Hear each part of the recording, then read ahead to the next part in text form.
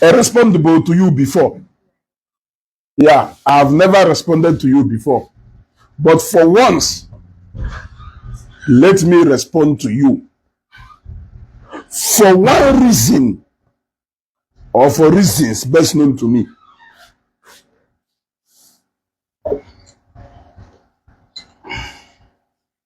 Share this video now on join on. I want you to share this video. Share this video, share this video, share this video. Share this video. Emana, make it go very clear that na ezugo ada agbasaga. Ịghọtana? Adama agbasaga. And the winning time for ịgbasaga. Reason is because enwe reason batara njiwe na on ihu akwụkwọ. Many people may not know. But onwe okwu pụtalụ ka ọ esi wee pụta. Amaghị nye ọnụ ntu mmesi wee ma ihe. Ono na osikwa ebe a na-akọzikwa ife unu na-akọ. I leave you people and move on to the next chapter until such a time when there will be need to address something again. Nwere ike idu related to nke ahụ ekwuburu before. But Kingsley Ofuji, countless time, ezugo this, ezugo that. I don't really know if you are trying to get my attention. You want to go? I don't really know if you are, or if you have been trying, if all you have been trying to do is just to get my attention. But I have a message for you. After you watched the video about Ijele, you want to go? You watched the video about Ijele. You will do that video. You will decide to address him na a whole broadcast. You ask me some questions, which I am here to answer those questions to you. When we can do very clear. You want to go? And when you say melu, each way addressing specifically in that broadcast email in respect to that particular video melu about Ijele. If not because I mentioned Ogechi Okeke Njaka. Because Emane is so obsessed with Ogechi.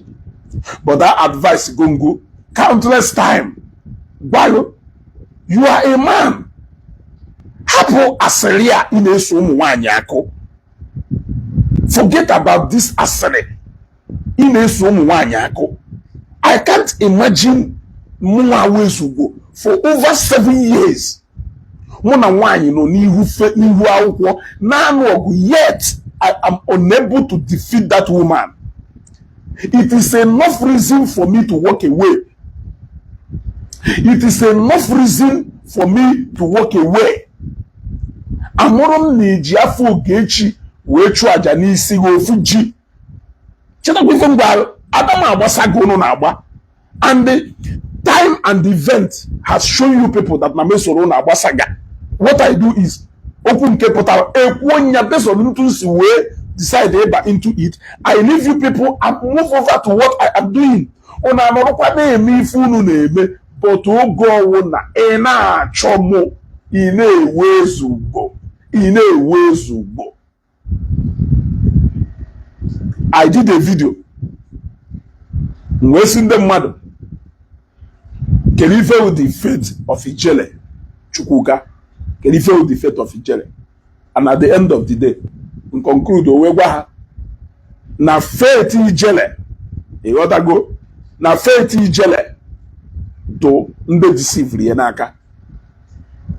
That they should bring themselves together and go and apologize to Onye Hamejolo. Konya when we can we pull that matter off. Ijele do free. Ofuji, where pota, where will that broadcast email, where translate here into so many things by asking me a question. Number 1 question, or number 2, or number 3 question, or Jeromo. Na send them mado. Na Ijele mejolo. Evangelist Ebuka Obi, Major that the Hezekiah, that they should go and apologize to these people. How many times did I tell Ogechi to go and apologize to Madam Miriam Justice? Does it mean Namamaro or Namanoro if Ogechi Kulu about Miriam Justice? Number one. Number two, that Namon or even in Ogechi Kulu about Ifanyoba. I did not say anything. Namono, no even in Ogechi Kulu about a certain lady Nuru Agunne. I don't even know that lady.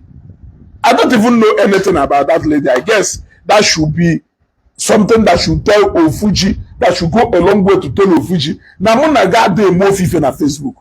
Because that lady in Onuru Aguaya, I don't even know that lady. I've never heard about her. And I'm being honest. But you said that Ogechi could so many things about so many people he mentioned with their names. Because to you, it is always Ogechi, Ogechi, Ogechi. That how many times come on Ogechi where you folk about these people? No put here that you should go and apologize to these people. Let me start with Nkedo, very controversial. With Nke most of you Ofunobi, which is Nke, our late distinguished Senator Patrick Ifanyoba. Ofuji, I want to call your attention to the fact that I don't know why you think that Ezugo should come out and fight Ogechi because of what she said about the late distinguished Senator Ifanyoba, because you felt na more like Ifanyoba, because you feel na nado kupure Ifanyoba. Now let me ask you a question. Are you aware that Ifanyoba is from a family weapota? Are you aware that Ifanyoba were brothers? Are you even aware that Ifanyoba were sisters? Are you even aware that Ifanyoba were in-laws? Finally, are you even aware that the late Ifanyoba were a wife and children? How many times have you called out the wife and the children and the relatives for not coming all out? Then they just like you because of Ogechi Kulu maka Senator Ifanyoba. I'm asking you a question, but it seems like you feel like no Senator Ifanyoba tole Ezugo. Or you feel like no Papa Ifanyoba tole Papa Ezugo. Because some of you put on a kuku can do no sense. Are you aware that that man in Abafa, see from a family from nowhere wepota? Are you aware that no more family, that no more wife? So if the wife find no reason to come out and rant with people like you on Facebook, why do you think that there is going to be such time to come and rant with you people? I am asking you. Obinna, I said for once, let me respond to him. In one time, on a a lot of videos on him. Manko was on a that they should go and arrest Ezugo. I went on time, all those things. I went on time, he respond to those things because I believe him now. Adame me for name. If one name, teacher from if name. Reason pathology we put on Facebook is because of Ogechi. I came out on Facebook because of so many other reasons, far more different than in Kenya. How many times have you called out the wife of Senator Ifanyoba, the family of late Senator Ifanyoba, and the children of late Senator Ifanyoba? Do you think that I love Ifanyoba more than his immediate family? In all this Ifanyoba saga with Ogechi and J-Pack, did you hear his family utter a single word? I am asking you. Did you hear his family utter a single word? Do you think I love him more than his family? It's a question that I am asking you. because ụfọdụ n'ime unu amaghị ife, ụfọdụ n'ime unu na-ebehave ka ndị egbuwala isi. O nwere wife and children, o nwere brothers and sisters, o nwere relatives, yet all of them kept quiet, all of them kept mute. None of them responded to any controversy or whatever propaganda or whatever stories online. But ụfọdụ n'ime unu nwere sleepless night with Oge Ezugo coming out to fight with Ogechi simply because you want me to come and please you, simply because you have found a reason to recruit Ezugo into your stinking midst. I'm asking you, Ofuji, I will love you to answer this question. Mme video maka ife anya ụba ụfọdụ n'ime unu apụta ebiakọ nonsense, pụta ebiakọ nyanyampo. Whereas no nwere family, o nwere immediate family. He came out from somewhere. O nwere friends, o nwere colleagues. Even his media team kept mute. They never even responded to the issue. But you people want Ezugo to come out simply because you have been planning and praying for the day Ezugo will fall out with Ogechi so that you can jubilate. That will happen in your night, yeah, in your dream. Sleep and wake up again. Sleep and wake up again. It can never happen. It can never happen. It can never happen. Yes. Papa, if I knew about papa, or if I knew about him, Mona ye wofun no funna. Anamano wani be. He should say that all these things no one will these relatives around him. None of them came out on Facebook to respond to you people. No matter how you people try to build the mountain, none of them came out to even utter a statement to that fact. You are not upset with any of them.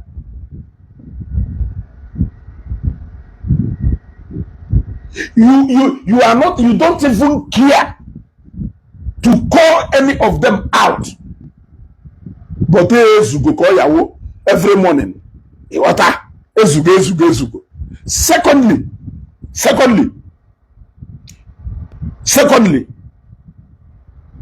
you said that na Ogechi kulu so and so things about Madam Miriam Justice. How many times have I called Ogechi to go and apologize to Madam Miriam Justice? Now, let me school you a bit. Ijele came all out against that Hezekiah, who never said anything. I challenge you, Ofuji, to go and bring me a statement that Hezekiah kulu against Ijele. A statement, Evangelist Ebukobi kulu against Ijele. And I will bring you several videos, Miriam Justice kulu against Ogechi. Have you seen? Have you seen clearly now? I challenge you to bring all those people, Ipolafa, no Ogechi's kulu, one or two against them. Let me bring so many videos of what those people said against Ogechi. You are so deaf to hear every single thing they are saying against Ogechi, but your ear is so wide open to hear everything Ogechi kulu against those people. My brother, I go Google they say Adama Abasaga, and I don't intend to join you people anytime soon. A2 will decide there a address you this night. I will address you this night and move on again until the day the spirit here but he respond to you again. If you like, call my name 1,000 times. I will only respond to you. I will only respond to you any day I deem fit. Hey, what I go? Any day I deem fit. Unu chonku, unu nelu na aku nelu, the advisors. On natural advice Ogechi. How many times can advise Yanalo? All those people who go about calling Ogechi names. How many times have you people advised them? Are you people not Iberi? Are you people not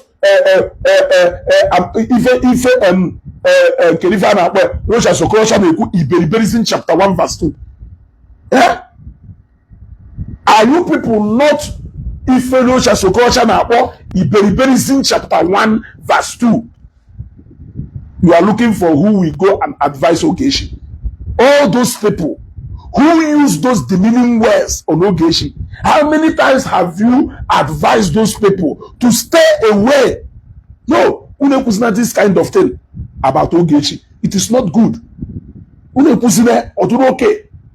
Withdraw that word, Ikulu. You are not interested. To you, Ogechi deserves every single thing that is coming to her. Thank God that no one is not positioned or fashioned to walk the way you people think he should. Otherwise, but thank God no go sepano no ifo on the lengoba. Ifo on the lengoba. And posterity will continue to judge you people from Ogechi until the day some of you will pause and ponder. Until the day some of you will pause and ponder. Oh, did Ifeanyi said anything against Ogechi Njaka? Why is Ogechi insulting you? Are you a relative to Ifeanyi? I am asking you. Are you from Oba family? Are you related to Oba family in any way? Why are you crying more than the bereaved? Yes, Ogechi will exchange of words with Madam William Justice. William Justice decided to fight Ogechi. It is a decision. Ogechi will exchange of words with Ikelafe, JPAC. JPAC decided to fight Ogechi. It is his decision. The same thing with Mirabel and other people. If the family of late distinguished Senator Ifeanyi have decided to stay on their own, what is your business? Are you from Nnewi? Are you from Oba family? What is your business? I am asking you. What is your business?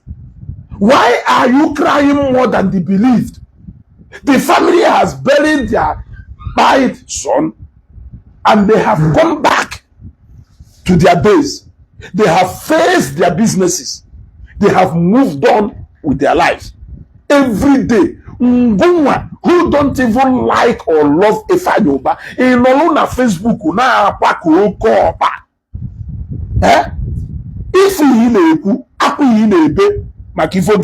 if are you with him or are you against him?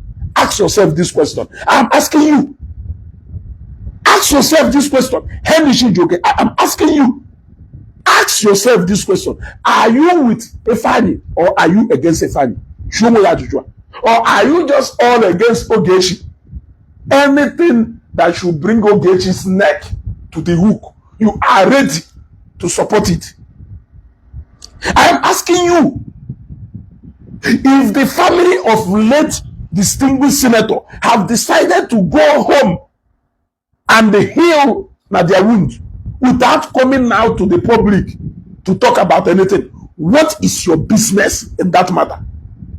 If Madam Miriam Justice have decided to fight her battle with Ogechi, that is her decision. If JPAC and other people have Ogechi, no problem, have decided to fight or figure it out with Ogechi, it is their decision. Now, if the family of the late senator have decided to go home and do, it is their decision. Why are you crying? What is your business there? What do you even know about him? How much do you love him?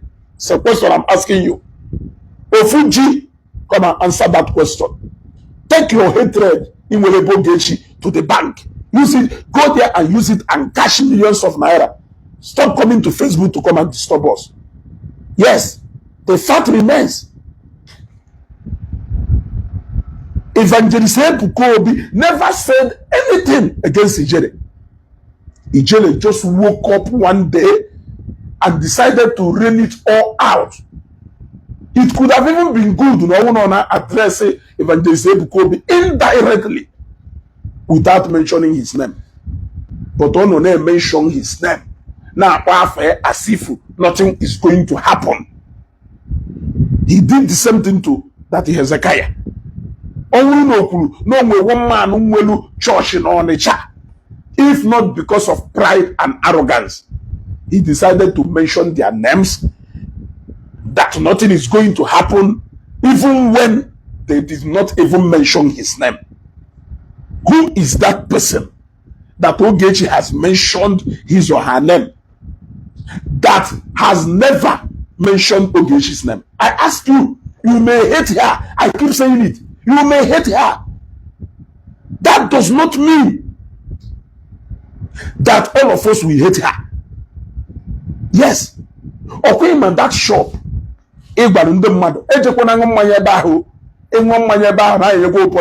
Thousands of people in so that me hate Mr. A does not mean that all of us should fall out with Mr. A, because it is your personal selfishness and your interest. We don't know what is there that is happening there. You got to go. Hand the chijoke. Jay Pate Tale ya piam. Hand say man ya piam etale. Eran ticheba. Izuzu just kelana. Mona bang. It is civil onye. It is civil Ogechi. Look at Ogechi in a kule civil. Ogechi ya wapoba on a counter. Ugolu the whole of your family. Kena sine the civil. Ogechi ya wapoba on a counter. Ugolu the rest of your family. Nyaki in a kule the civil. Jegodu bambo. Kendo half successful Ogechi. Jegodu bambo. Kendo half successful Ogechi. Jegodu mbo. Kendo settled in life. Quarter as Ogechi. Before you talk about only deceive Ogechi. Some of you barely have food to eat. Some of you barely have money to pay your house rent. Some of you barely pay the school fees of your children. Some of you sleep around on Facebook. Then you give away. But you are there fighting a woman who can single-handedly keep you. You are there fighting a woman who is established or decide there today. No, she has been back to America. She cannot go hungry. That is the person you are looking for. Ezugo, he deceive Ogechi. Akamogechi, I'm asking you. Akamogechi, and when before Ogechi, or you will deceive Ogechi because you want to talk. He loves Ogechi. Look at you. Look at the way you so much love Ogechi that you are now against people deceiving you. Sense. This is the same Ogechi you have always wished bad and evil. What is your business within the deceiver? You should be thanking us. At least now you deceive you. To you people kono swallow you. Yeah? You should be thanking us for bringing Ogechi back to Nigeria for you to swallow her. Is that not all you have always wanted? You have always wanted to see Ogechi so that you can take your pound of French. It's not as if you love her. You have always wished her evil. You have always wished evil to befall her. Now, today, why are you lamenting? People like us in our as in the deceived, you should be giving us a word. You should be thanking us. You should be paying us for doing what you people have failed to do all these years. You have failed to bring Ogechi back to Nigeria all these years, and we managed to do it within a twinkle of an eye. Are you not supposed to be thanking us for the you are going to pay for bringing Ogechi back to Nigeria? No, if we look at the way you love her, that you are going all after those people who deceived her. Ogechi any day you are going to come back to Nigeria, you are going to suffer. You are going to suffer. Today, the same Ogechi on Nigeria. You will call out to people who want to if one name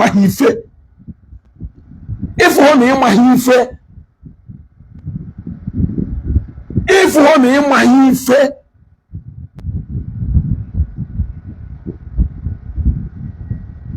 If one Emahife or one to Shimamanze Benedict, if I like, I will respond to somebody who is not even on Facebook.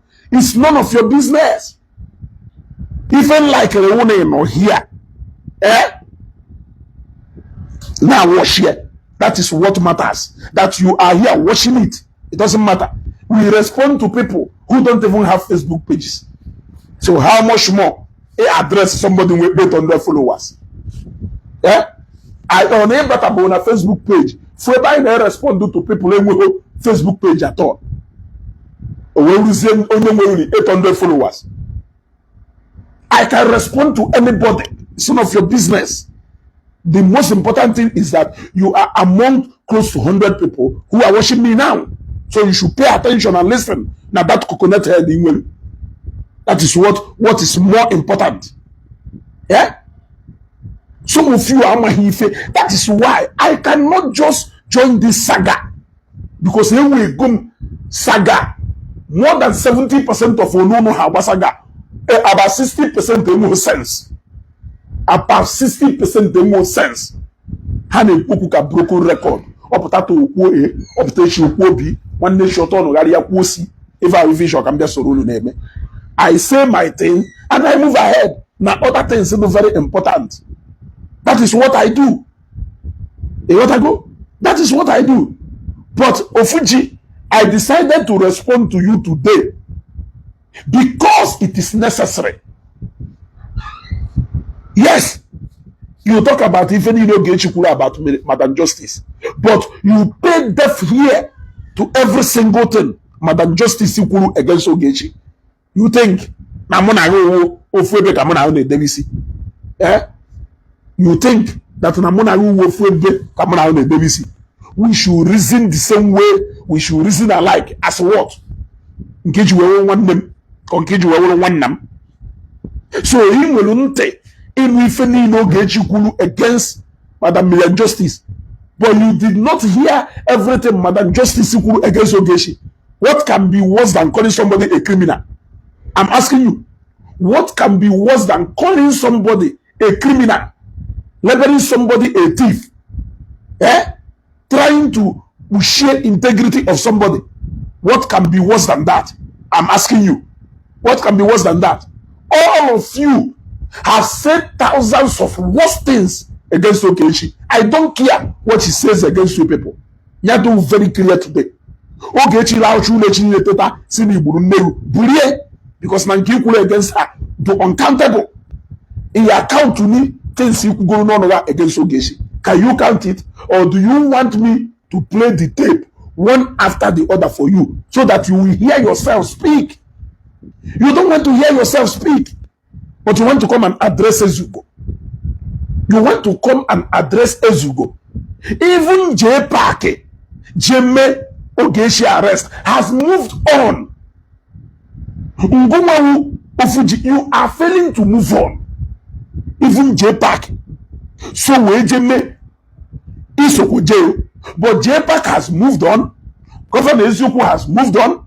Even Madam Justice doesn't even talk about Ogechi as much as you people do. Those people just came into the picture of something they don't know nothing about.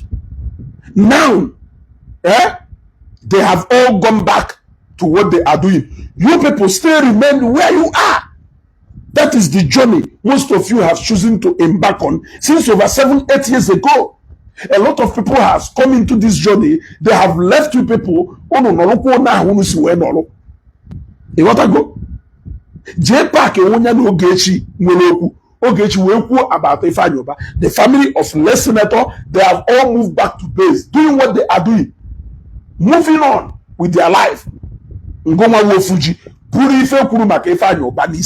What is your business? I'm asking you. Hey, Patience, 500 stars. Thank you very much.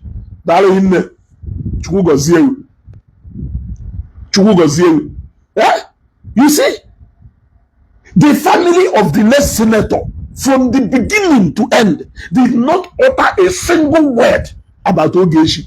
But Ngoma Wofuji Buenisi, Iwonye Newi, Ki Wonyo Tolo, Ki donated to that family. Are you a colleague to the senator? Are you his worker? In on a media team here? Are you anywhere related to him? The only thing though there is that you want Ogechi be you. That is what you want. Yes, but uche mmadụ abụrụ uche Chukwu. Ebe Ogechi nọkwa n'ụwefụ, n'uche mmadụ abụrụ uche Chukwu. Her destiny is not in your hand. Her destiny can never be in your hands. A lot of people have fallen off. Those who joined this nonsense unknowingly, they have all gone back to their respective duties. You still stand gidigba. Sinebo Ogechi no. Ke ya nwe. Sini ife du no Ogechi ye egbu. Yeah? Iwe sini ife du no Ogechi ye egbu. Ibe yu na achu ego, I na achu Ogechi. Ibe yu na-eche maka ego, I na-eche maka Ogechi. Ibe yu na-eche maka nwunye ha, I na-eche maka Ogechi. Ibe yu na-eche maka business opportunities, I na-eche maka Ogechi. You think about Ogechi, you sleep up Ogechi, you dream Ogechi, you eat Ogechi. Everything about your life is Ogechi, Ogechi, Ogechi. Ima offers 100 stars. Thank you very much. I appreciate. Yeah? I'm asking you. Why don't I look at her with sense? This is a woman all over from December, from January 3rd till today. You are still unable to lay your hand on Ogechi. That shows you how powerful that lady is. Are you not seeing it? Are you not seeing it? Are you not reading the handwriting on the wall? That this woman born America, this woman Batapa Nigeria, Nigeria here, you are still unable to lay. In fact, even when you privilege once to lay your hand, your eyes on Ogechi, you abused it. You abused it. Even when opportunity, to lay your eyes, that is to behold this lady, Anna Ogechi, you abused it. Do you think you are ever going to see her again?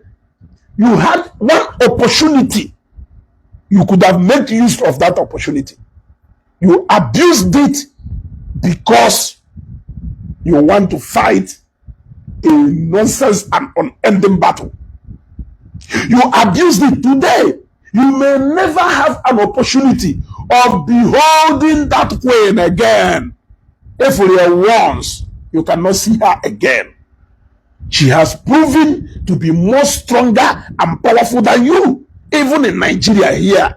Since January, February, March, April, heading into May, 5 months, Ogechi has proven to be more stronger and more sophisticated than you, even in Nigeria, where you claim to be streetwise. America. Why are you bothered about Ogechi going back to America? What is your business with Ogechi going back to America? You are telling a landlord, Oga Patrick Okafor, thank you very much, sir. Thank you very much, sir. You are telling a landlady of many houses here, a landlady of many houses here.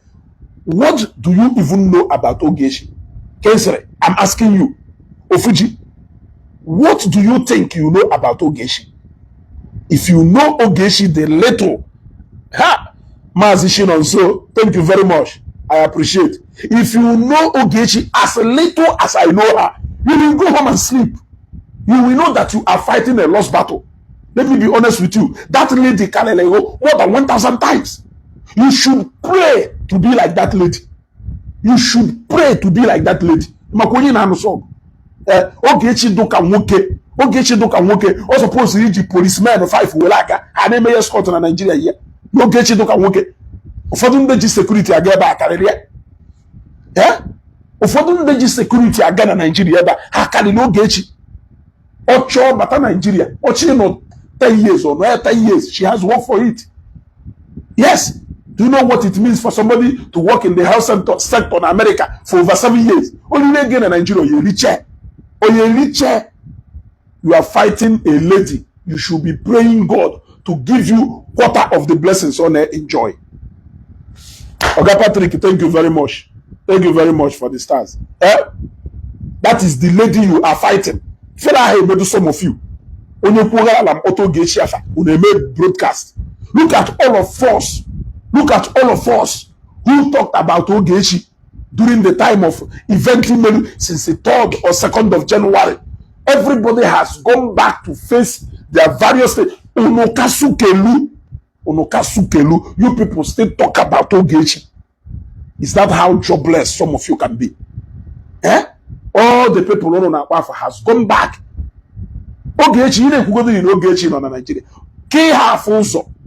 Ke hanuife. E half also. Ke hanuife. E half also. Ego a sophisticated duplex. Double door fridge donor. You know who gain account. Double door fridge donor kitchen. You know who gain account. A go say here. A for chair. A can a a jekwa. Go say 2-story building and 1-story building. If for chapaye, if a can a if I want a can a jekwa go say plots of land. Yawa to tape or the ana catapult. A bodal, a go in the chapel. A can a it goes so many things. Only nacho, nako, they live large. Ngoma do free if you know Ogechi do free. No, this is Ngoma do free. How far? Ngoma do free. Do you enjoy the quarter of life Ogechi enjoy? I am asking you. Don't you think that it is really time for you to move on? I am now advising you as a brother. This is me advising you from a place of love. My brother, quit this endless fight and move on with your life. Have you not seen that everybody you get involved with in this fight, you end up falling apart with them, with the scandals littered all over? Look at what you people have been doing on Facebook since after the Abuja arrest. I don't even have time or pay attention to that. Hi! I don't want to talk about it because he fell within them. Uno face what that scandal because of Ogechi. Ejiko dile, ekoluko eshafisi, eko eshafisi, esekwa photo, eseo photo, emenka, nka ukwakwa story do from arrest ejemo Ogechi. Ogosibo na ocho nwa okuko nwada. Everything you people have challenged her of, she has done. Every single thing that you people have challenged Ogechi of, she has done. You cannot come back to Nigeria. She did. You can only see it in a picture. You cannot step your foot inside it. She did. Go see you no no, you know, na phone. She did. She actually went into that particular facility and showed you that facility. She did. Charity. That is something you can never see. She stepped her foot into there. They celebrated her. She can never go back to America again. She will eventually do. She can never go back to America again. She will eventually do. And what will happen if finally she go back to America? Just like every single thing you have challenged her of, she have always done. Why are you even still challenging Ogechi? Ogechi may be anything in your dictionary, but that does not mean that the grace and the favor of God is not upon her. Yes. That does not mean that the grace and the favor of God is not upon her. But she can be anything in your dictionary. But don't bring it to us. We are not your family members. We are not your relatives. We are not even your friends. Why are you trying to bring your personal problem with Ogechi to come and bring it to us? What is our business? Are you our business partner? Are you our family member? Are we friends? What is our business with your own personal business? That is the question I'm asking you. Onye kwughara ihe okwu Ogechi ịpụta. Onye kwughara ihe okwu Ogechi ịpụta. Maazị Chinonso, thank you very much. I am advising you today, brother. Move on with your life. Life is more precious than thinking and eating Ogechi. You can actually make money and become successful when you devote as much time you are devoting to Ogechi. Now your own personal problem. Issue go, you suppose to issue go, it is a Ogechi. In a chamber, no a particular business, can you your efforts since over 8 years? Now business here, near will 3 branches in different locations in Nigeria. Do you know the kind of innovations in a wobata into fighting Ogechi? You have put in your best into fighting Ogechi that you have done to your own personal and private business. I am giving you the advice a brother should give to a brother. I think it's time to call it a quit. It is time to move on, brother. You can look, thousands of people who don't like Ogechi may try to use you. At the end of the day, they will all move ahead and you will still remain in the past. Yes. Because I can tell you that you are living in the past. Everybody who has tried to use you, they have all left you and they have moved ahead. They have moved on. Look at me, Ezugo. You are still calling me even after how many months I have left issue of Ogechi for you people. Because to me, there's really nothing we should be talking about. Look at me. Look at how can I be talking about Ogechi morning, day, and night when I should be. How I wish you know more na bagari eje gosi ndị mmadụ building site in Ina Ogechi eje gosi ndị mmadụ. Shindebem, thank you very much for the stars. How I wish no more eje gosi ndị mmadụ this building site Ogechi eje gosi ndị mmadụ. That should be what should be occupying your mind. Can even make you will put more time talking about Ogechi when Ogechi is far more better and more comfortable than me. That is the reality. As bitter as it may be, that is still the truth. You may not like it, but that is still the truth. Yes, that is still the truth. You may not like her, but you will not run away from the fact that she is living more comfortable than you. So why should I devote my time, Meji, we try to even come closer to the kind of life Ogechi is living? Every morning and every night. And I'm a Umaka, Ogechi. No fridge, Campelono, deep freezer, Obele Campelono, and ask him 480,000. And Ogechi with a double door fridge, close to 3 million. Or more than 3 million. Put up na kitchen. May go to 3 point something. We did a nke 400 something thousand on. Ana majuga ajuju.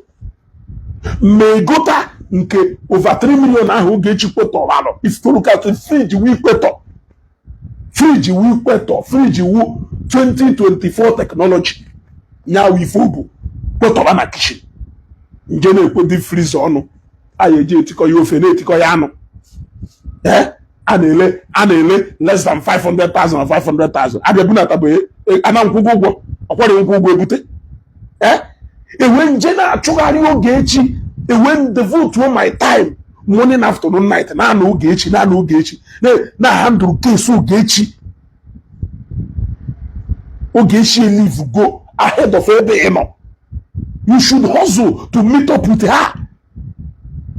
Yes, you should hustle to meet up with her. Most of you people be alupo. O finish a case na one a Mercedes GLE driver bully poor. Driver bully poor. Mirabel babos when I want a chat. Puto bossa we go Toyota Camry Spider. Yeah? weje go Toyota Camry Spider. Mana Ogechi si na detention ebe ọ nọpụta buru abaye na kpụ na Mercedes GLE ye driver nyali ya pụọ with full air condition nọ na max. Can you feel it the full through time? Eja fight onye nwere all the time in the world for you. Ana m ajụ ajụjụ. Fact remains that more than 90% of you people who are fighting Ogechi, Ogechi is 100 times better than you people. Onwere ife kwuru n'ọnụ ihe asị m n'okwuru alụ, ụfọdụ n'ime unu na-ekwu 100 times alụ more than Ogechi. Onwebụghị ife m anụ bụ n'ọnụ unu. Onwebụghị ife m anụ bụ n'ọnụ unu. Ife niile unu na-ekwu na Ogechi na-ekwu anụgo nya n'ọnụ ụlọ times 1000. Can even mejizi ado shocked n'unu kwuru na Ogechi na-ekwu. I think what is important in this life is no matter what you are doing in this life, if I hear distracting from going after the reality, why you people are devoting your time to the issues concerning Ogechi? Ogechi is sharing her time between working for the future, working for the today, and the enough time. Emo Fozo, thank you very much. You know, so thank you very much. Une will not start Melua Maho. Une will not start Melua Maho. Eh? I am asking you people. Zakinema Jujua. Une recruit to Ogechi morning, Ogechi afternoon, Ogechi night. Eh? We can do better than this. We can do better than this. All of us will move, go ahead. It's a no mupo since. Nkaya no nupo ijeleje. I no nupo onye ona masa. So, ndị mmadụ nacha aka nnọrọkwa na the matter of the past. Or I should be bothered with the no Ogechi nọ na Nigeria. Aka mo Ogechi mma. That is the question I should be asking. Aka mo Ogechi mma. Ngwa na ebe akwa na Ogechi nọ na Nigeria. Na ọ na bụ irigo nni abani. Mango ke talo we na kpula. Mada phone na bed. Guru data. Borrow MTN data. Ihe na Ogechi ka nọ na Nigeria. Ogechi ka nọ na Nigeria. How is it your business? Ana m achụkwuru ajụjụ. You are talking about an American citizen. At least ndị na-ekwezi okwu n'ime ụlọ admitted na Ogechi nwere American passport. Do you know what it means for somebody to have American passport? I am asking you. Let us tell ourselves the truth. Only truth can set you free.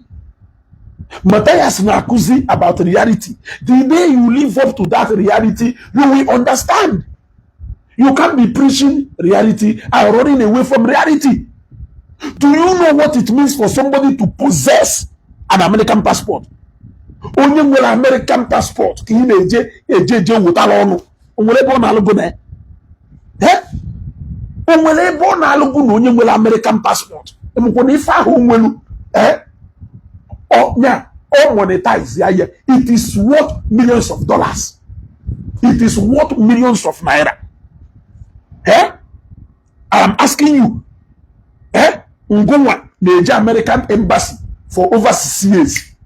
In Wetabodo 1 year visa. But you are here fighting somebody if Anamechi mgbe ahụ emere Ogechi arrest ka asị no na-ekokwo no American citizen. Why not American citizen? No Nigerian passport ka natara ya. But lo and behold, o wee wuru na ofe true na Ogechi nwere American passport. Ngwa nọ na village nọ n'ọkwa. Ngwa nọ na village na Ifutedulu. Ngwa nọ na village na Okija. Ina asị Ezugo go and advise Ogechi. Ezugo, do you advise Ogechi? Ezugo, Ogechi this. Ezugo, Ogechi stay in Nigeria. What of Ngwa nọ na permanently na Nigeria here? You don't go front, you don't go back, you don't go middle, you don't shift ground. Yeah? I am asking you, what of Ngumwe no leave, no transfer? At least, Agu no Lilanya de Buebu. What of Ngumwa Ago Nagu Lilanya? I am asking you. Shindebem, thank you very much for the stars. Yeah? I am asking you people, because Imana, Otena Ikudewo Ogechi. And if I Kudewo Ogechi, Ablo because we are no more with Ogechi. But because we felt it's time to move on to other important issues. As Ogechi is busy attending to more important issues. Because what can be more important than somebody visiting her project site? Project site ole ka nje nalo gba video gbo do and neme foundation manya wuruzie no measure foundation ahapuse nya na foundation ebe a ole ka ngosi da nalo nya ka for somebody na akpagali na project nya ifa apartment na ada n'onu ka mmadụ rugidoro na elu lo cha two story building ruo nke ọlụ na gate ifele ka nwe ka kweyu nguwe butebo ofu apartment ngoma akpụbo 10 pieces of block. It cannot put Ironia. What is she still doing in Nigeria? What is she doing in Nigeria? In our plan, they happen Nigeria to borrow honest. And I'm a jojo. Is Jedani anywhere in this life since Nejuemo? Can you feel the Ogechi Njaka? Beye, America will pay you. In case if you don't know, America will pay you. She's a citizen. Or bay or more like a second home here. Call Nguma whereby you are here. No leave, no transfer. Igbo tolo here. Mana ina achụ mmadụ nya naba. Ina achụ mmadụ ka ọ naba. Sometimes I don't understand. Look at the family of Ifeanyi Uba. They are enjoying. Hey, Luciano Jo. No luzie. Nwoke pala akụ dewe. Nwoke pala elisi. Nwoke pakịrị ọfụma. Nwoke jepụla ejepụ. Eh? Or generational wealth. You are crying over the family of the late Senator Ifeanyi Uba. Really? Hey, oh no, to go serious. You are crying over the family of late Senator Ifeanyi Uba. For the name of shame. For the name of shame. But I na po Ifeanyi. Even Ugochi Ikenga Imo State. Yeah, you can give me state with a check or without check. Oh no, one instant transfer 10 million. In the year, 10 you are crying over the family of a man who has built fortune for his entire generation. Every day. Why did Monka? The money is there. Ocho Ojemena International Court of Justice. The money to do that is there. Oshori imeye. Opolo mwe. Ngonwa maputa. Ngonwa ribo ni abani. Ngonwa fubo nili. Yamabata. As you go, yeah, they talk about Ifeanyi Uba, you did not say anything. They talk about Ifeanyi Uba, you did not say anything. Agwamon and them we more time for nonsense. So we should not say. Agwamon, then we more time for nonsense. That is no way for you. We have more serious things to talk about. Already ide ekwu go na-egwu gono ka ihe ekwu do maka Ifeanyi Uba karịrị nke ekwuru mgbe ọ nọ ndụ nke ekwuru n'ihu kere ife ihe ekwu maka Ifeanyi today Ebube Chukwuzọ na Nnewi karịrị nke ekwuru n'ihu ya mgbe ọ nọ ndụ. I am asking you a question. Kere ife ihe ekwu maka Ifeanyi today Ebube Chukwuzọ today karịrị nke ekwuru n'ihu ya mgbe ọ nọ ndụ. Ezugo so si ife chodowere uwu ka ezugo na Ogechi no bọọgụ iwebezi aṅụle inweta gị ife chọrọ iwebezi aṅụle hey n'ikwuru ya ekwu ahụ ife na-enweghị iwe because na ife ahụ ikwuru emepụghị ị na-ewezi iwe kedu mgbe ife ikwuru ya eme ị na-esi eti trap Also, I will still jump and pass. Emeka also, thank you very much. I appreciate 50 stars. Thank you. Yeah. Also, when my dad, I will still jump and pass. I will resist it so that you can never celebrate before you could have been gonna miss. Will you wear madam? Wouldn't I wear madam? Ofuji. Wouldn't I wear madam? Move on. You cannot continue like this. You cannot continue like this. I repeat, you have time to leave whatever thing you are doing to come to Newi to come and arrest Ogechi. After that arrest, Kedife Melu. Kedife will gain. What did you gain? Even after arresting her, you could not still produce because Ojiego Jimba, you don't have the money to pursue that case. The person who was go to pursue the case,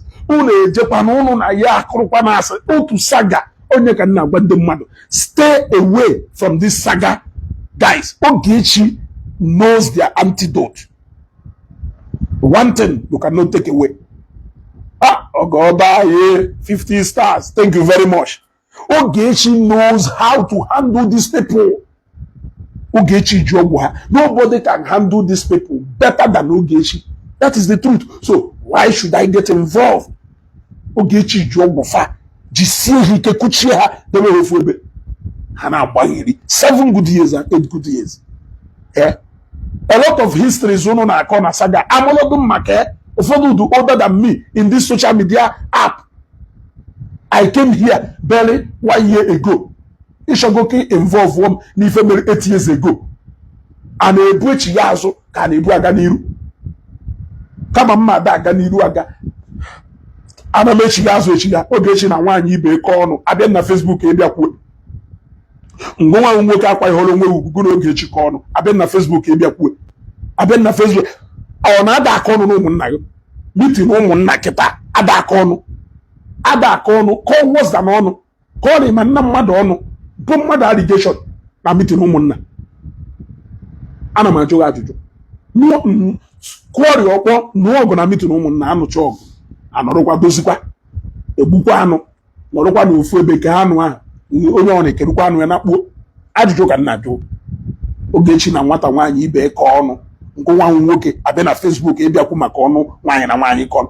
Ogechi na Madam Miriam Justice kọrọ ọnụ abịa na Facebook ịbịa discuss ya discuss gidozie nya discuss gidozie Ogechi na mmiri abịa nwaanyị kọrọ ọnụ apụtakwa na Facebook discuss wazie maka ọnụ ụmụ nwaanyị kọrọ ụmụ ada akọ ọnụ ndị mụ na ha na-akọkwa n'ọnụ ndị mụ na fa na-akọkwa n'ọnụ a na-akọ ọnụ steady.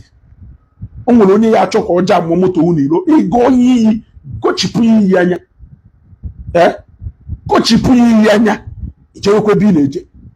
Ụfọdụ ọ chọrọ ọrụ paakị ụbọchị a na saịdị ọkpụ na eze bọs stọpụ mụ na onye bụ machin nụrụ ya anyị kọchara m ọnụ apakịrị nlituo ọ fọchara nwe obere ife ka anyị mee n'ahụ. Yes, anyị kọchipụ ọnụ anya na nwoke ibe nke ọwụ anyị kọcha ọnụ wete nwunye na nwa ya obu onye ọ na-jewekwala onwe etu a ka o si wee dụ. Ịghọtago otu a ka o si wee dụ apụtazie na Facebook nnọọ ezugo elele ikwuru nke a ezugo ikwuru nke a. Ndị niile a ijele kpọla afa. I want you to go and bring one place where they talked about ijele. Mana ndị niile a Ogechi ha na Ogechi kọrọ ọnụ. I can show you 1001 something ha kwuru maka Ogechi including you. Kedu ife a na-akpọ mmadụ akpọ ngwa nwoke siri akpọbeghị Ogechi? Ịkpọgo ya onye ohi, ịkpọgo ya akwụna, o nwebeghị ife ilebelụbeghị. Ana m ajụ ya ajụjụ kedu ife dị ife ahụ ilebelụbeghị against Ogechi? Okay, what is that crime Ogechi commit go na Facebook a commit but instead? Can you say like that? Kensele, can you tell me that thing in an accuse Ogechi of?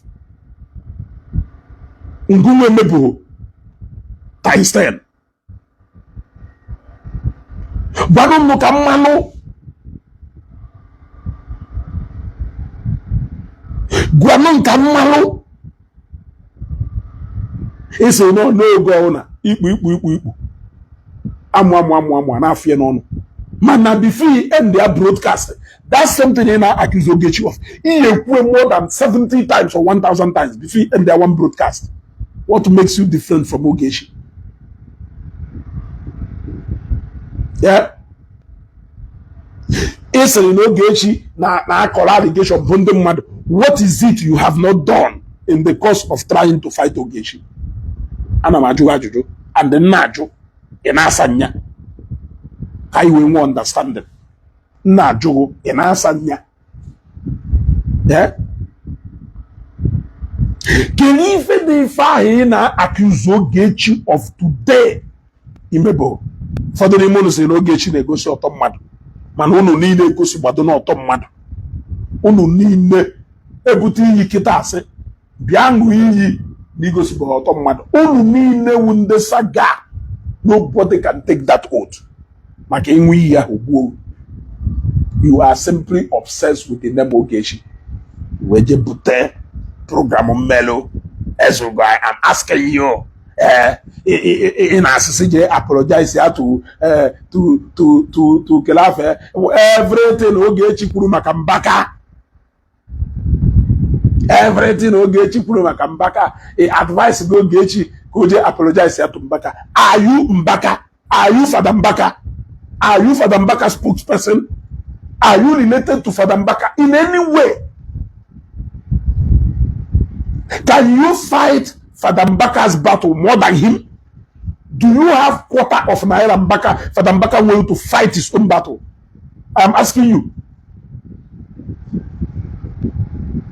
I am asking you. Inu shatahama Ogechi ona kogo konante.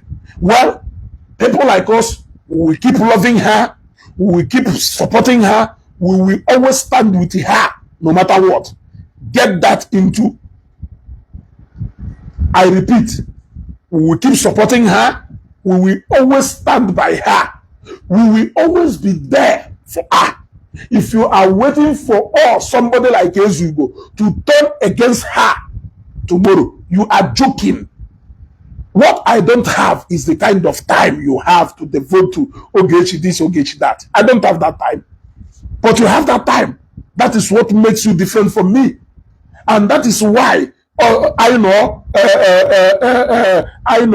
1 month.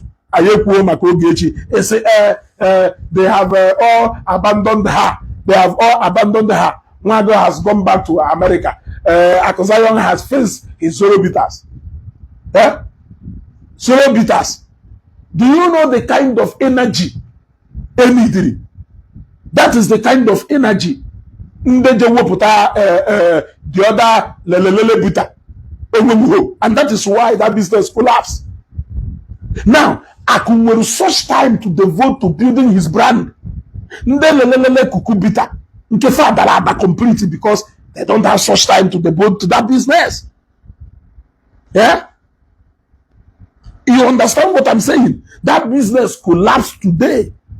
Akunweru all the time in the world to devote to sorobitas. Why go Taifia? Ogechi analu nde mutale moto ke ego ha moto. Ogechi analu ha moto. Olo channel n'ebe estate ye iwo n'Enugu kita a na-egbu ebe na properties nwa go nwe n'Enugu. Iru ebe ahụ iwele anya kpala akụ ife a na-eme ego dị ya. Omeshaboye mụnwa wezugo. Ana m atara edono ka mma na ma ya afọ na ebe mma alọpụta ọrụgodu nke Ogechi ro na gate na property ya ojelu ka lọpụta. We are all occupied with different things. Ogechi is even more occupied. Yes, Ogechi is even more occupied. Yes, Ogechi is even more occupied. It is only you people that do so jobless. I've never seen somebody with so much time. Eh? We have moved on to other things. Ogechi was arrested on January 3rd. 3 days later, Ogechi came out of detention. That should be 5th or 6th. That was when Ogechi came out. From that first week of January till today, you still eat, sleep, drink Ogechi. Time. Honestly, you people have time. Eh? See how Ezugo betrayed Ifeanyi best friend with Ogechi that tarnished Ibeto.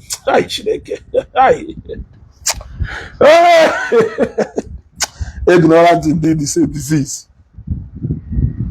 Ignorance indeed is a disease. They wanted to play a fast one with my own distinguished senator. Yeah? Senator Nwelu doings. They wanted to play a fast one with his name. But they don't know that his name is bigger than all this nonsense Hane Bugari na Facebook. Ifeanyi have gone back. The children has gone back. And go and here and rant. Look at you. Illegally. Ine-ekwuchitere Ifeanyi ọnụ. Onye ka ewu na-ekwuchitere Ifeanyi ọnụ. Onye ka ewu ịbịagburu akwamuzie. I post nwuru picture de rest in peace. Eh? Isokwa na ndị na-akpọ betray ya. Isokwa na ndị sịrị na ọ ya ata afụfụ for betraying onye ndu Maazị Nnamdi Kanu. Isokwa na ndị alleged all manner of things against him.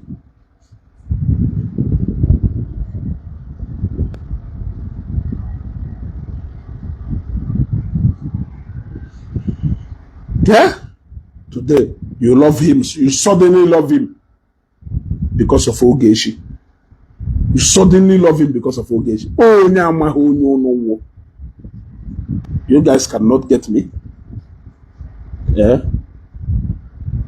You cannot get me. Kelebono can block all you subo. Henry Chijoki. Idekwo one more comment again, you'll be off this page. Idegen off. It is not. If there one more comment, you'll be off this page. One more kini de off you go. You want to go? One more comment kini de Henry Chijoke. Off this page, you'll be off. Hama entertain on that one here. You want to go? Ewe kala ijere na page of Fujia. Jere na page of Fujia na ebe aka ndala no. Woman dala na page ma. You want to go?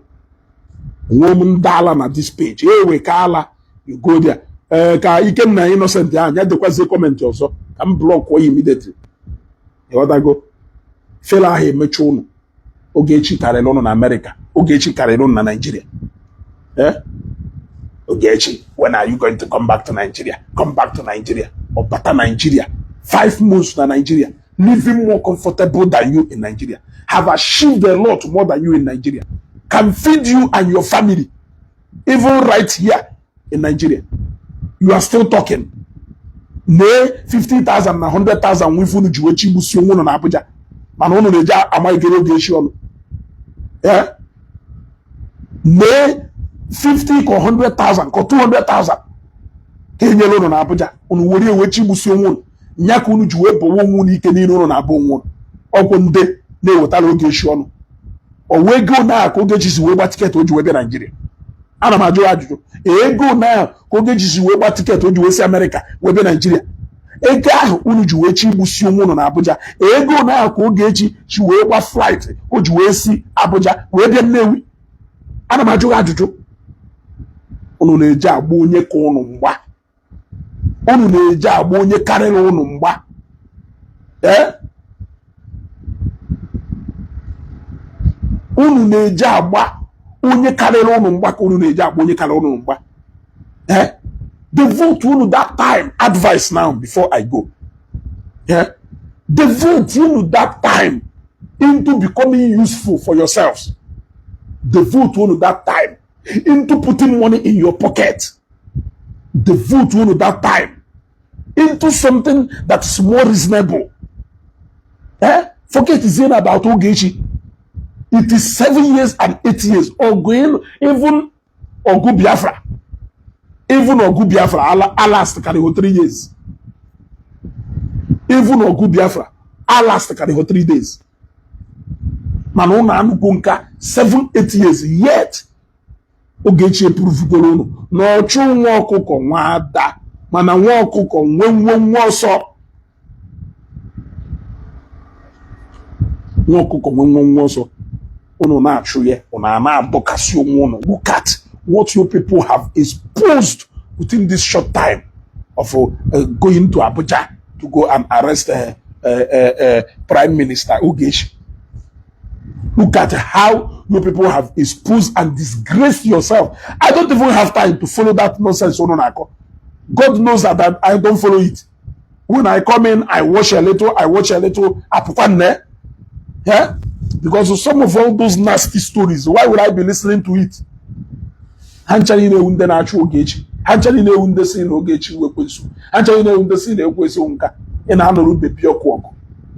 Ina anuru seaman oku. Nenu nde na anuru oku. Nde bagone go na manya ha under their wash. That their family will not suffer. Those are the people you are fighting for. You are fighting for baby oku. Ina anuru bebi oku. Etu a seaman no. Ina anuru seaman oku.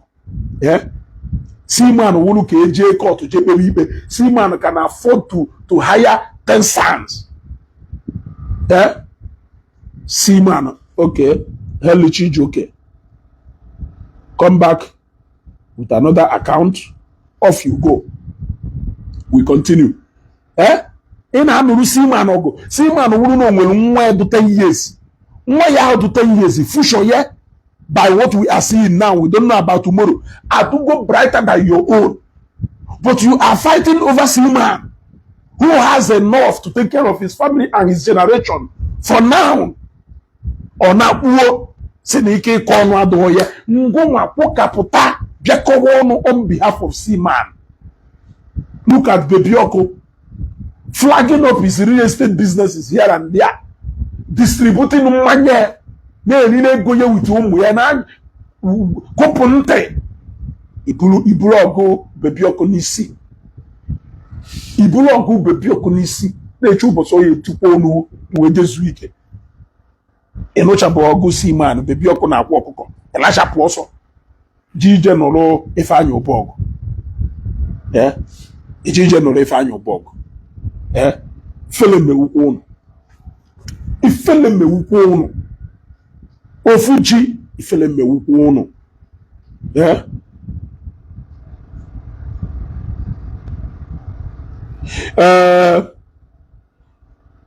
Allegedly Sagabiko it is now repeat is now that same message again because repeat is now that same message again. Yeah, repeat is now that same message again. If they get too much, it is not again. You want to go? Thank you. Then the Jamorog. You are fighting for those people who can afford to fight their battles and fight for the battles of those people. The people they don't even know. You want to go? Okay.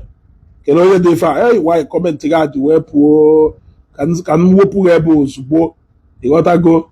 Hame mifi na-eme kelebe ọnụ kelebe akaụntụ ufika duka ọdụna odedie na China ka ọgụnụ kelebe ọnụ afọ kọmentị ebe a bifọ kelebe ọnụ ka m wepụ ya ka o zuzuru si ebe a pụọ hame eme ife ndị ala shameless na-ewu manụ ngwungwu ifele na-emeghu sukele ebe a everyday go na nwaanyị na-akọ ọnụ goro ga ịkọpụtago n'ọnụ a goro ya na-akọ ana m ajụwa ajụjụ kedu ife ịkọpụtago n'ọnụ Ogechi na-akọ nkwu n'ọnụ ọ da n'ego rikarịa n'ego other than achievement to go see career on achievement or carry the ebe niile kedu ụbọchị ya accept the fact that na that lady karụ eji ọnụ eti azụ n'ofe ọ karụ all round ọ karụ n'ife niile ọ karụ na doings ọ karụ na action ọ karụ na even o mechie ọnụ okwu for 1 week. The silence here speaks a lot. We are still scared of her silence.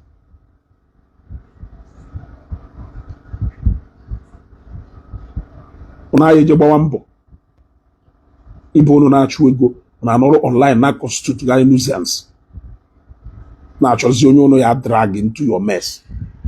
Drop ọzọ ka m block ọdụ ka Facebook ewu n'aka filter out your comment ewopie ana m amaghị serious blocking now isoli si ebe a pụọ ndị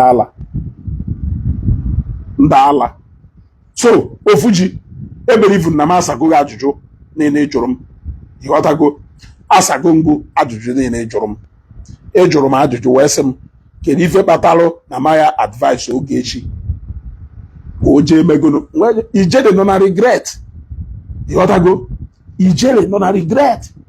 You people fail to get Ogechi the way ijele si wega go say that na fana ba no lo fu ebe yes Ogechi no logo with ndị nụsara ya ọgụ Ogechi kọrọ ọnụ with ndị kọsara ya ọnụ onye akọsara ya ọnụ ọkọrọ ọnụ onye a choose to remain silent onye a chose not to fight. Who are you to fight for the person who has failed to fight for themselves? I am asking you. Then for those people who carry on or kogwalo, let their matter be there for them to settle. You want to go?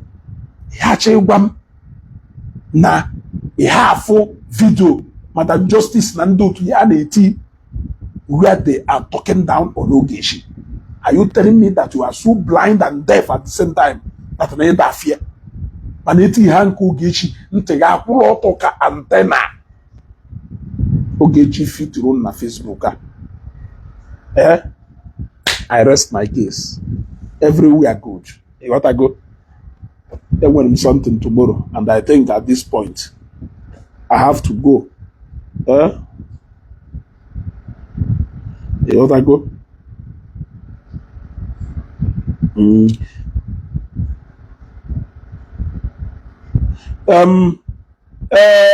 Sometimes onado necessary in response to some people. You other go odona cancel shawalo attention mo. You other go otena cancel shawalo attention mo. Osieba agbana honya. Osieba agbana honya. So at some point or do say necessary now at least let us give him a piece of our mind. Go away, water. We stand with Ogechi, we support Ogechi, we are with Ogechi 24/7. 24/7. What I don't have is the kind of time you people have. That is what I don't have. I have a lot. I barely have less time to meet up with my schedule. In fact, recently I have a lot going on that sometimes I barely have 1 hour or 2 hours to dedicate to a live program. That is why it's more like you have seen me. Although guys in the live broadcast all this why. That is because I was busy with something. Yes. But ụfọdụ n'ime unu pụta unu eje na-ama aka with nwaanyị ma na ọ na-elive comfortable. Ife mmeji ewepụta time. Ogechi that is living the life you are going to live next 20 years. Ogechi is living that life today. He won't put that time. He can't put that time from your time in Manozubulu. He take a good Ogechi Jena Kono. Ogechi is living the life. Life is supposedly they live. Next 10 years, she is living that life today. He take a good Jena Kono. Onye nwe ife na-akpe. Onye nwe ife na-akpe. Onye ma na ụfọdụ ife na-ayọ Chukwu na Chukwu emechagoro ihe. You are even having sleepless night about nyanwu ịnachiga back to America. Really? Really? You don't want to go to America? Ọ na-ịchọghị ije America? Ana m ajụ ajụjụ. Ịchọghị ije America? Ogechi. America bugoro. Magwife na mmadụ ji American passport. Magwife na mmadụ ji American passport. Ma hapụ ya ebe a. Ịghọtago? Onwekwa n'idi na iyi ekwu, anyị ekwukwa. Aya ya ada ekwu oge ọbụla. Ịghọtago? Mana ofufe nchọrọ ka unu marụ today is that we stand gidigba with Ogechi. We stand gidigba with Ogechi. I stand with Ogechi. Today, tomorrow, and next tomorrow. Even though they have to go back and na video, I stand with her. Gidigba 100%. You want to go? I stand gidigba with her 100%. Manana match, I pass go dumbo. Can choto for the for chotagol. So ngoma had to challenge when people show what they have worked for. You should be challenged. A double your effort so that you can get, if not that, but at least closer to what those people have achieved. You can go ahead. You can go ahead and dedicate your time to fighting Ogechi, something you have been doing for the past 7-8 years without any, it has not yielded any fruit. When they recruit go more than 50 people along the line of fighting Ogechi, you have lost those 50 people as friends. You have recruited 50 people, you have lost those 50 people. You are now enemies with those 50 people. After washing your dirty linens with them, you will become enemies with them. You will look forward to recruiting new people. Njuzie liye recruitum owebensi we melu ifo job. Owebensi we melu ifo job because na condition ijere no today na towoto. That is the condition you wish Ogechi ya no ne. But or not on there. So since Ogechi ya no ne, or your je yori anybody. Yes. Or your je yori anybody. Mbongo kwaro need no ya gwa ido biko si je yori mmada ya malo. For now there is no need. Ijele were all the reason to go to people's houses apologizing to them one after the other. If not for anything, at least for his freedom. Imagine what could have happened no una faith Ijele water of before Ogechi. Which was your plan, but it did not work. You want to go? It was your plan, but it did not work. Ebi na classic munishi. Baba mbabacha shamba. Mbani na ended up in only 3 days in custody in a VIP style. Eje eldun keje chale ko ka jepute matras, gota blanket na pillow juwela hola. Makwife uni nwelu American citizen na your facility. Yeah? Makwife uni nwelu American citizen na your police detention. So you will allow her go on just anyhow. Mogono no to ko onye America ka nwelu de. Police, even the police officers knows better than trading with caution. They know better than trading with caution. That is the kind of person in a jail with on. After all those mbani na habara na classic munish na kunelu, it ended in only 3 days of detention. But mbani ni jene balo, even 1 year later, it is not yet over. And you are compelling it to Ogechi. You are comparing broadcast mail about Ijele to that of Ogechi. Anyago nkwota of ASU Ogechi na anya. If you go to Ogechi in real life, okay for them they may arrest. If Ogechi oduki yeji ahwe weneni hu, you should know the only enough that video. If we're in real life, skin here, you can use it as a mirror. If you are not on otukunya mwahacha, nya wonyi reku.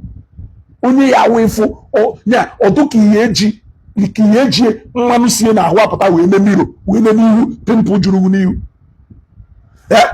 nya ka ineku ana-ekwu condition Ijele.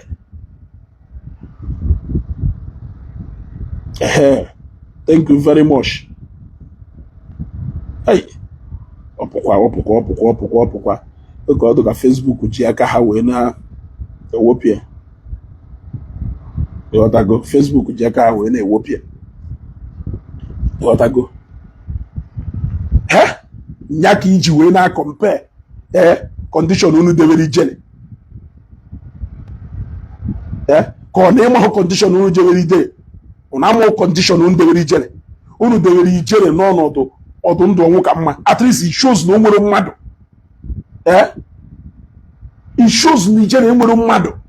At least if go na Ogechi nwere mmadụ. Ogechi nwere people who still stand with her till today. Afubu onye ndị mmadụ stand. Ogechi ka nwere people who stand with her till today. But ijele una forget gay within the shortest time.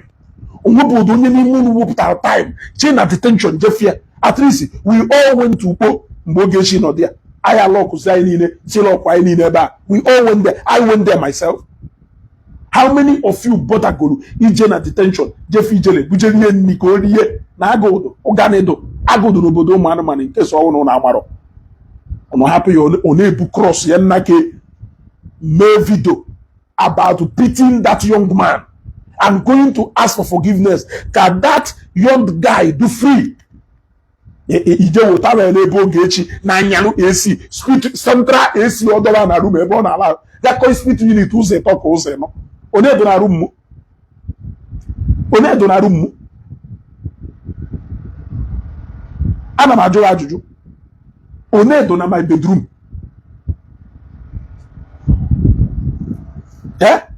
Ogechi ka ị na-eje wojere aka na-ekwu okwu ijele na-ekwu okwu Ogechi. Ekwe ekpere n'ụwa ka ọnọdụ ụdụ ka nke Ogechi.